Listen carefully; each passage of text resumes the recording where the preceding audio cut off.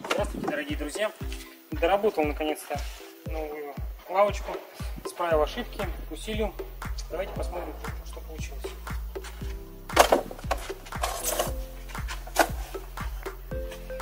Так, эта версия, как видно, с заходом сбоку. То есть свободно можно ставить вдоль стены, как многие просили. И заходить свободно. Многие спрашивали также, как держит стол нагрузку. Давайте сейчас посмотрим.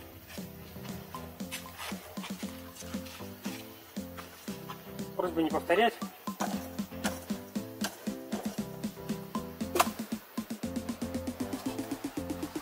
Удобно.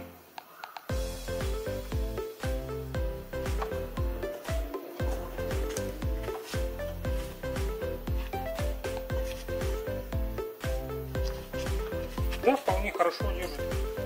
За счет дерева, за счет металла все к земле прижимается и сама по себе не собирается.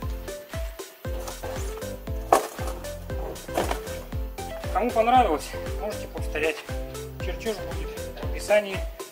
Данную версию я больше дорабатывать не буду. Так что это последнее видео про эту лавочку.